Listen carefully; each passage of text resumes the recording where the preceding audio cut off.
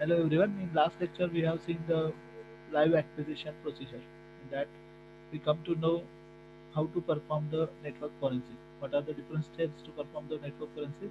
So the one thing is that we have to create one bootable disk before the incident happened, and we create the new disk, bootable disk after the incident happened, and after that we compare it and get what we lost from the incidents.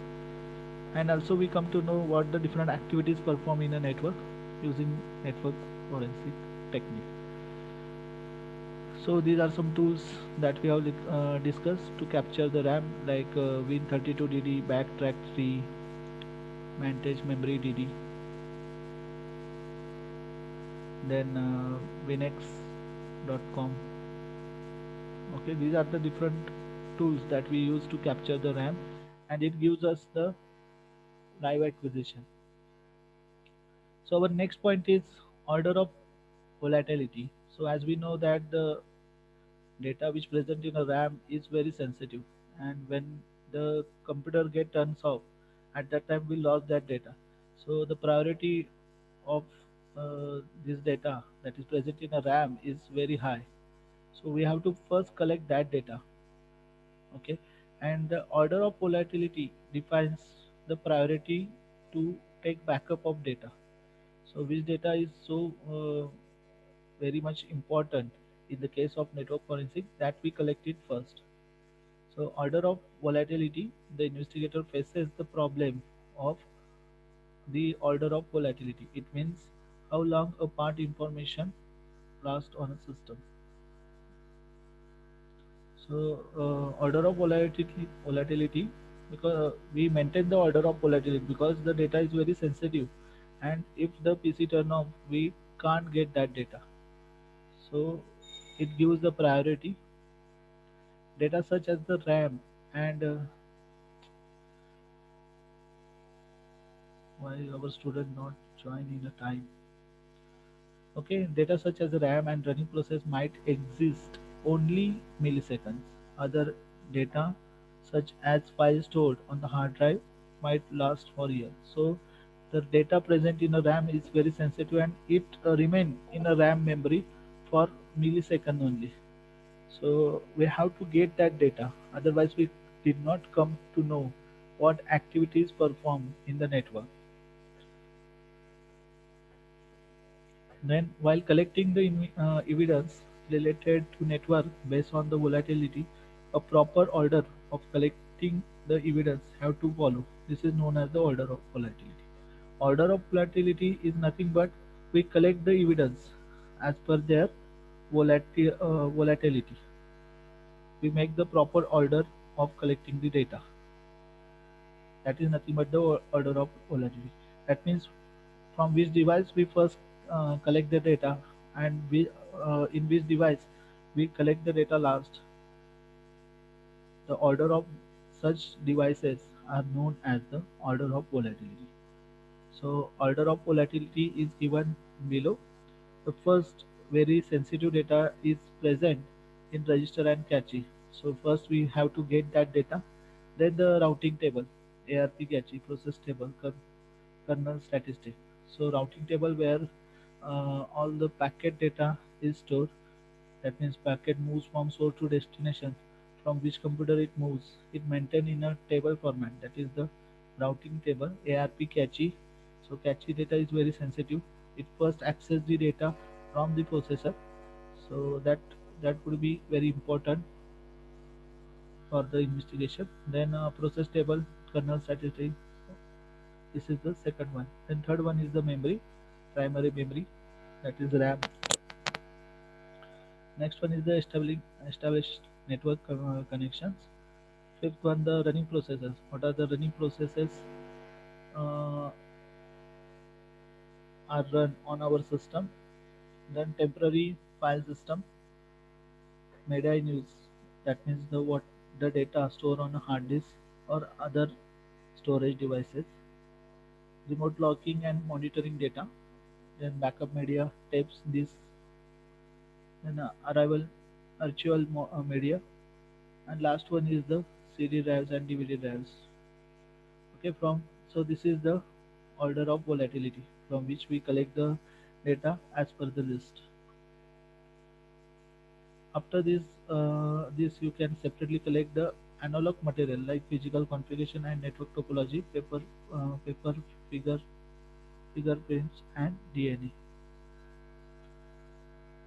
Okay, next point is the developing standard procedure for network forensic. So this is the standard procedure, and every network forensic uh, member follow this one. So it's a very important. So first time, every time use the standard installation image for the system on network. So we have to create standard installation image of our hard disk. This image is not a bitstream image but an image containing all standard application use.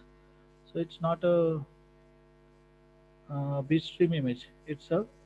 Uh, it's a regular image where we can store the information. For all the application and OS files, you should have the MD5 and SHA values. In case intrusion incident occurs, ensure that the vulnerability has been fixed to avoid the other attacks from taking advantage of opening. So when the incident happen or intrusion happen in any organization, they should be take care of the vulnerability. And first, the forensic developer must fix the vulnerability, and after that it try to recover all the volatile data by performing the live acquisition before the system turns off, for example RAM and running process. So after that, the network forensic developer collect all the volatile data from the computers like RAM and running processes by performing the live acquisition. Next next step is acquire and make the forensic image of the compromised drive. So we have to take the forensic image after the incident happened. So this we create before the incident happened, and it we create after the incident happened. And last step, that is we compare between the two images. Perform the comparison between file and forensic image and original installation image.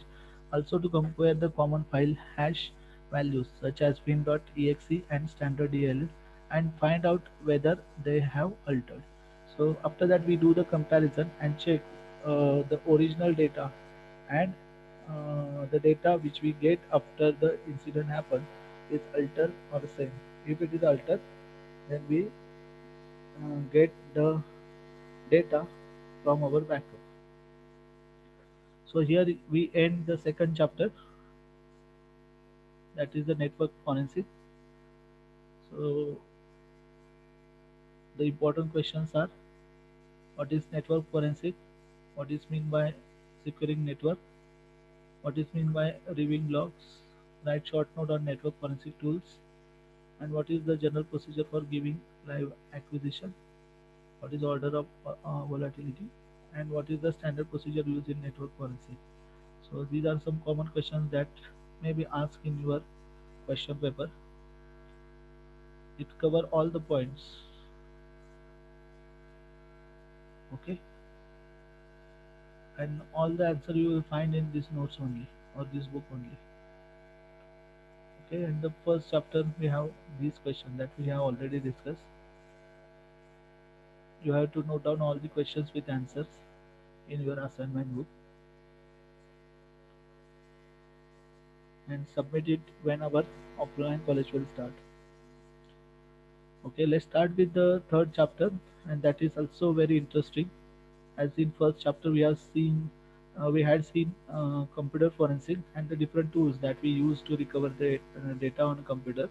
After that, in second chapter, we have seen the network forensic, and in that we discuss the different tools and what is live acquisition, then order of volatility, standard procedure to perform network forensic. So all these points we then review. What is review log? All these points we discuss in the second chapter. So now we are going to start with the third one, cell phone and mobile device forensic. as we know that the number of attacks also perform on a cell phone as the human being regularly use the mobile phone for for his daily transaction, and lot of data stored on a mobile also. The human being perform different banking transaction on mobile instead of using computer.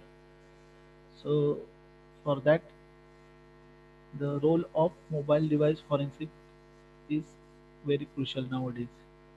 So first, cell phones and mobile device forensic is the fast-changing field, as the maximum work is done by mobile devices. So its work are very crucial nowadays because the maximum people use the mobile devices and their data, lot of data the user store on a mobile only. In cell phone, the people save lots and lots of data.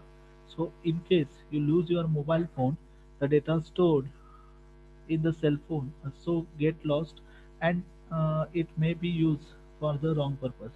So we store lot of data in a mobile, and if we lost our mobile, then our uh, data also get lost, and that data may be used for the wrong purpose. It is observed that many people do not secure their cell phones through they regularly lock and secure laptops or desktop. So it is observed that the people that using mobile phone not make it secure. They generally take care of laptops and desktop, but they are very careless about the mobile. Nowadays, the maximum transactions are done via mobile, like people log into their bank accounts and transfer the funds and perform the banking work. Your mobile phone contains the following information. So, people store their important data on mobile, and it contains the information like SMS, then email, then instant messages like WhatsApp message like that, then web pages that they visited regularly, photos and videos, personal calendars, address book, songs, voice recording, banking details. So and also the different applications that run on the system. Nowadays, the maximum people are storing more information on their cell phone than the computers, and it's resulting in a crime or cases. So nowadays, the people are store their data on a mobile. Before or long ago, people store their data on a computer or a laptop. But nowadays, they store data on a mobile, and the attacker or the hacker take advantage of this.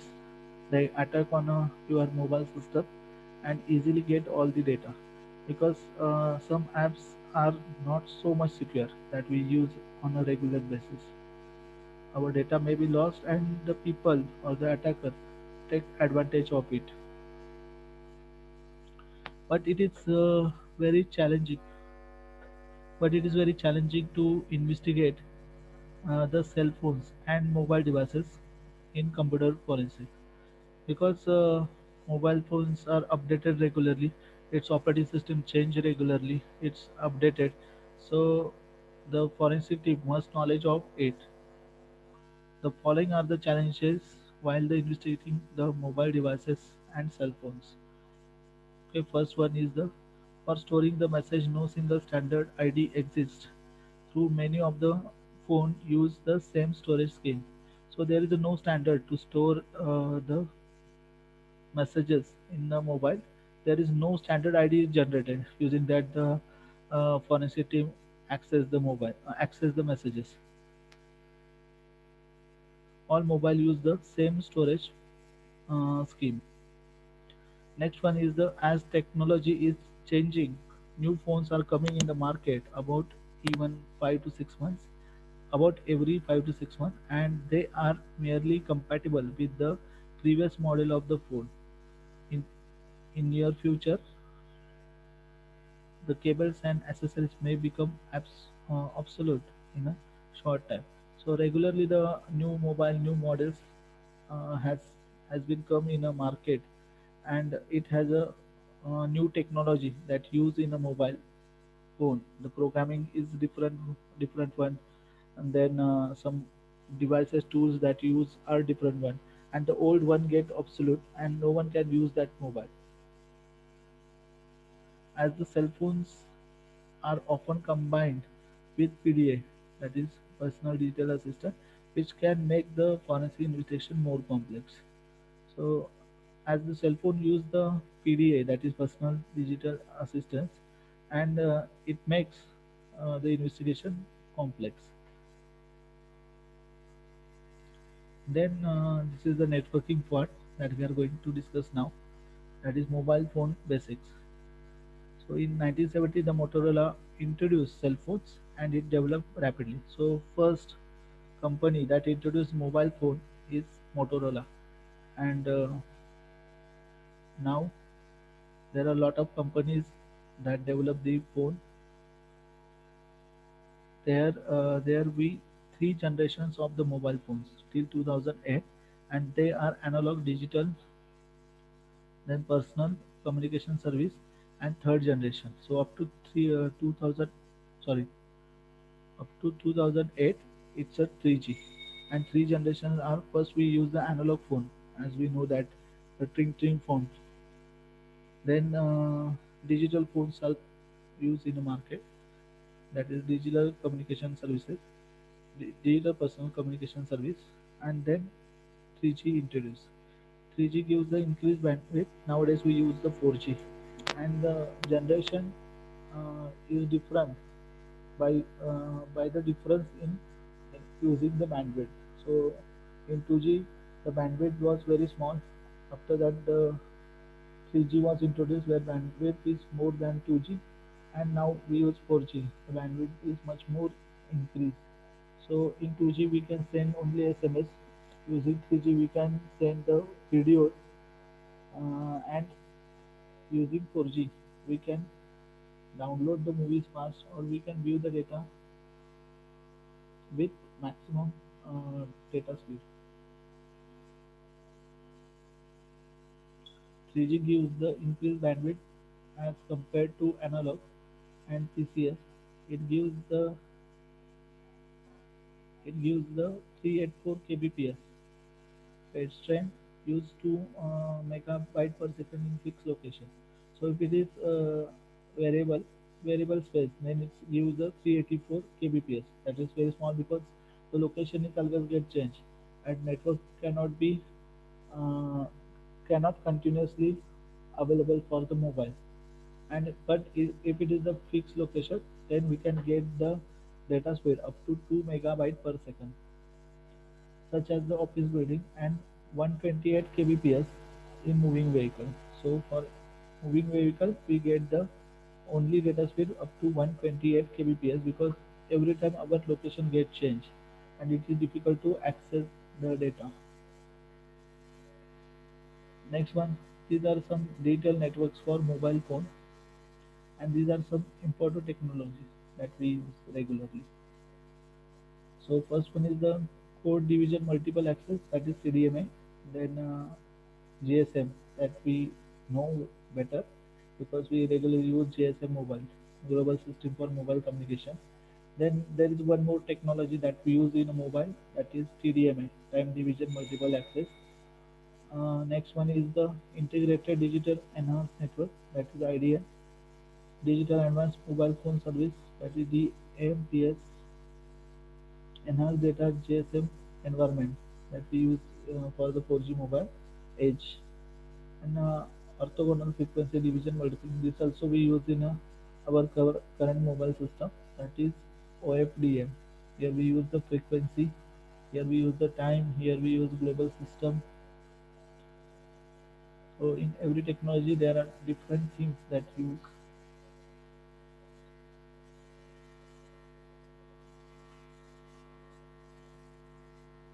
Okay, so next one is the CDMA, that is code division multiple access. And CDMA is developed by the Qualcomm to define the channel. CDMA uses the complete radio frequency spectrum. Sprint and Virgin Verizon uses the CDMA network. So CDMA is the first technology that was introduced, and most of the mobile uses the CDMA because it's a code division multiple access. That means it divide the code and use the frequency as per the code divide the frequency. Many of the CDMA networks match IS-94, which is created by Telecommunication Industry Association. Uh, these systems these systems are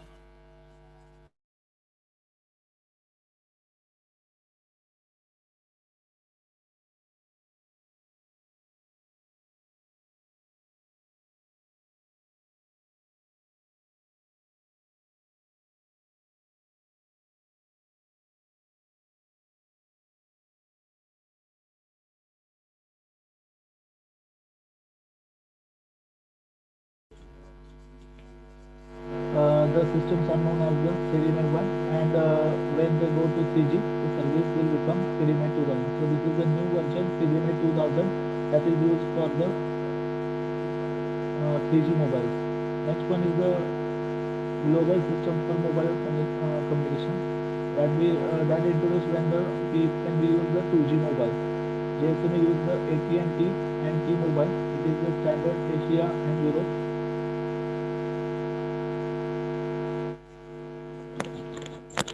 Hello, Samia.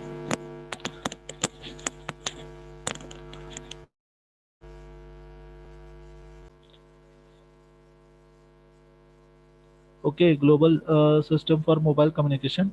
This is generally applicable for the 2G mobile, and it is introduced by the AT&T and T-Mobile. It uses the different technology, that is the division multiple access, time division multiple access. So here the time is divided as per the network. Thus, the many phones get turns sharing channel a lot like a token ring. So, as we know the token ring, so if the one user uses the network, after some specific time, it goes to the next user. Then next user use that. After some time period, it uses the next. So, like a ring, it works. Ring technology we have seen in a ring topology that we discuss in the different types of topologies. Then next one is the time division multiple access TDMA. Here the this technology used in a GSM mobile. The TDMA network divides into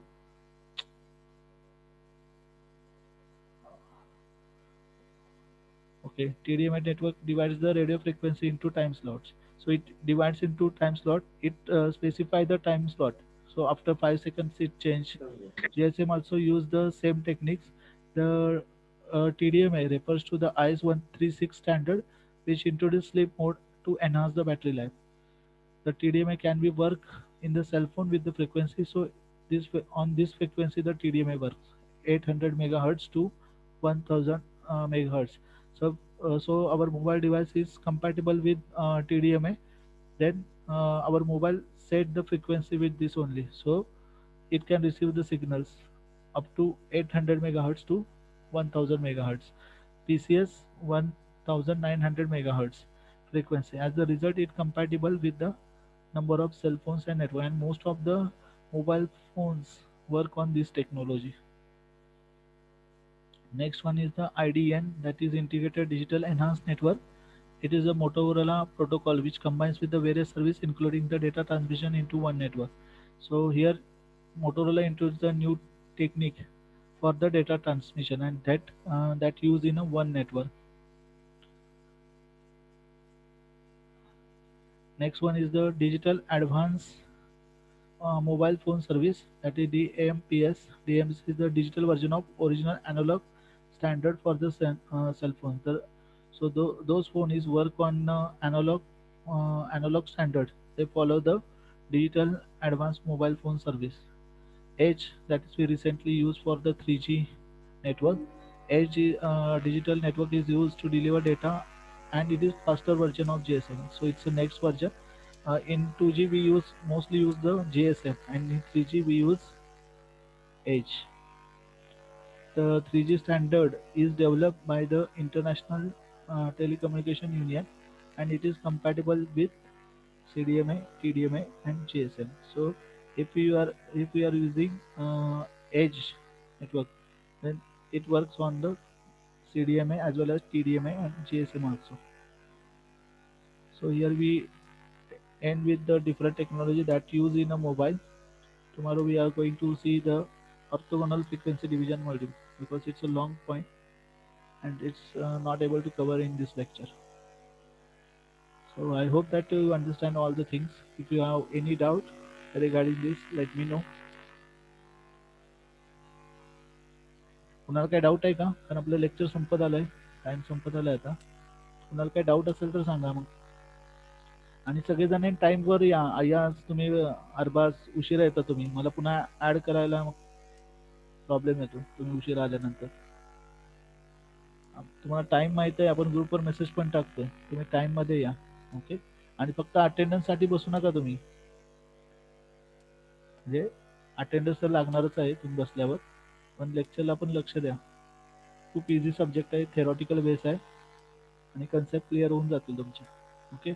काय doubt असेल तर व्हॉट्सअपला विचारा. मी चॅटचं हे घेतोय. कुणाचा जर attendance राहिला असेल तर इन्फॉर्म करू, त्याच्यामध्ये राईट करा. प्रथमेश, तू पण रेग्युलरली येतो जातो सारखा.